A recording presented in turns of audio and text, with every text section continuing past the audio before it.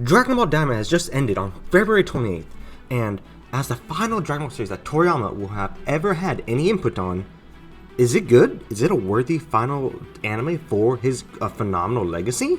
Well, to put it short, yes. In fact, if I am to be so bold, I think this is the best Dragon Ball anime we've ever received. Now, I don't think it's better than the original Dragon Ball manga. I don't.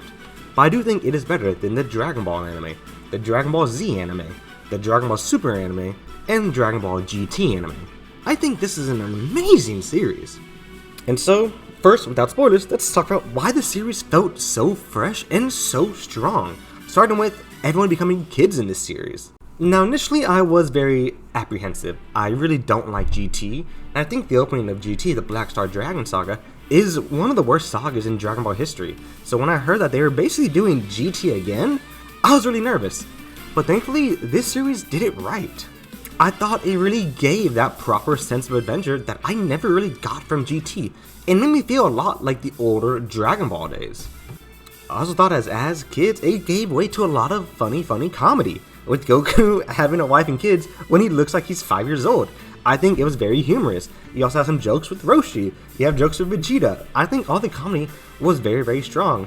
And when they go from kids to becoming actual adults once again, the freaking change in atmosphere is so strong, it makes it all the more worthwhile that they were kids for so long in this series. Another great thing I thought was that the character writing was pretty strong.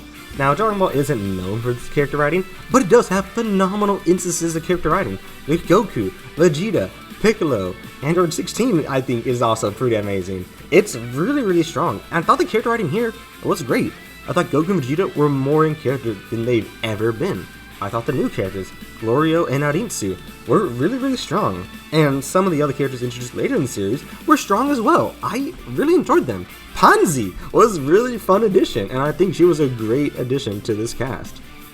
And of course, Dragon Ball is about fights, and the fights in this anime are amazing. I think my favorite fight is Goku vs. Tamagami number 3. I think it's choreographed so well, animated so well, and seeing the power pole back in action is just so fun for me, and I really love it.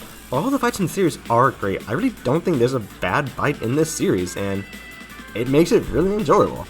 Now, for some downsides, I think there are some transformations that I don't necessarily enjoy in this series. Some plot holes are created through the series, and while I'm not the biggest criticizer of plot holes in Dragon Ball because it's Dragon Ball, you can't count the amount of plot holes that are in the series, there are some that kind of like, that kind of sour something for me. But overall, not that big of a complaint for me. And so, Dragon Ball Daima is an amazing series. It is 20 episodes, it is my favorite Dragon Ball anime, it feels like a love letter to the manga, and I could not recommend it enough. But, spoilers! Let's talk about spoilers. This anime was crazy. If you want to watch this anime without huge spoilers, watch it now. But getting with the spoilers, I think Super Saiyan 3 Vegeta is really not fun. I really wish Vegeta didn't get Super Saiyan 3. I think it takes away for some really funny moments in the anime, such as Trunks asking Vegeta why doesn't he go Super Saiyan 3 like Goku in the future Trunks saga. Well, I guess he could have, but he just didn't want to. It kind of makes it less funny for me. Like, dang Vegeta, I guess when Beerus slapped Momo, you weren't really that mad about it because you didn't go Super Saiyan 3, you only went Super Saiyan 2.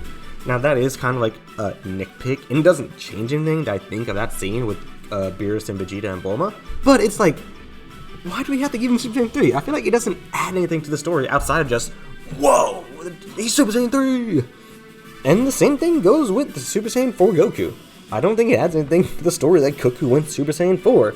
It just makes you think like, man, why didn't Goku use Super Saiyan 4 against Beerus when he first met him on King Kai's planet? I think there's a really easier way to write Super Saiyan 4 as being a one-time transformation, with Neva giving Goku the power boost to get Super Saiyan 4 with the magic.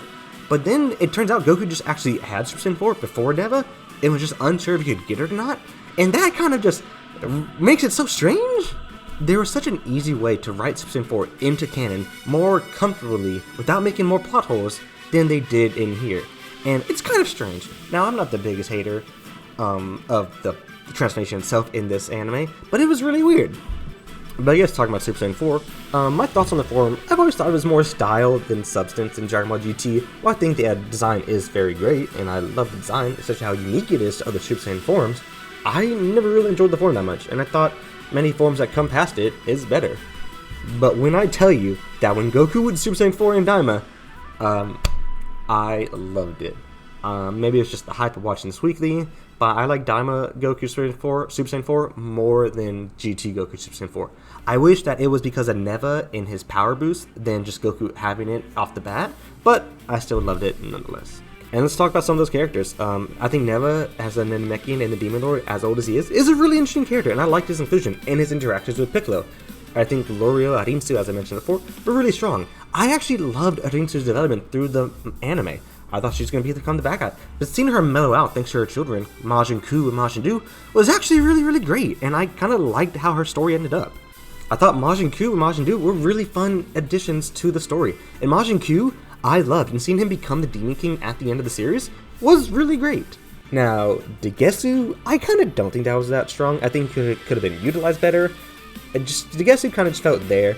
I thought he had potential, and there were some good scenes with him, like when he shut off Warp Sama, and he was freaking out. I was like, what's the issue with shutting off Warp Sama? Well, we don't really find out. And that's kind of lost potential for me, so I think Degesu is kind of disappointing. But the other main antagonist, Goma, oh my goodness. Goma is such a funny main antagonist, and he's just really enjoyable.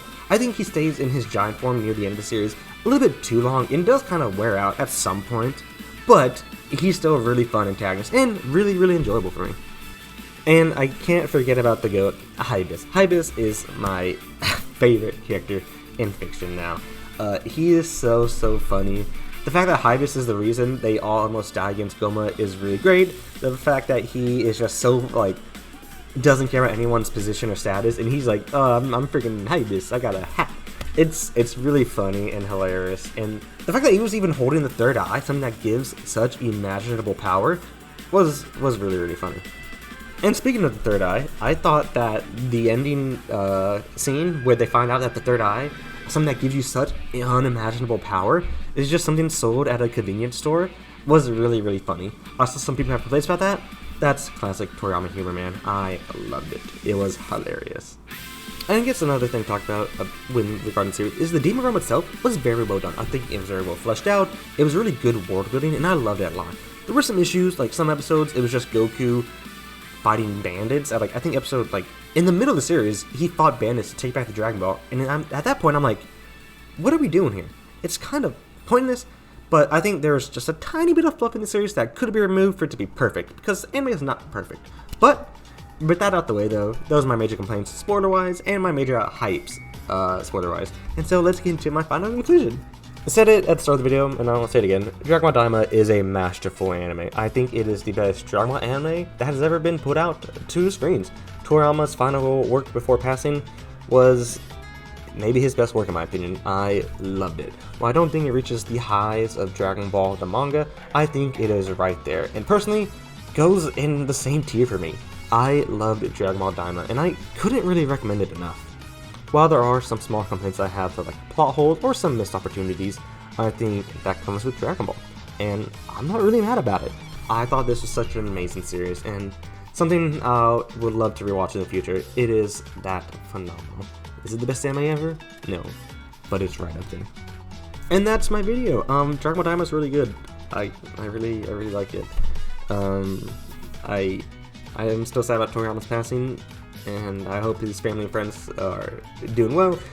And I was just really happy to experience this one last gift from him. He's such an iconic legend. He's written my favorite series of all time. And thank you, Toriyama. And I hope everyone enjoyed.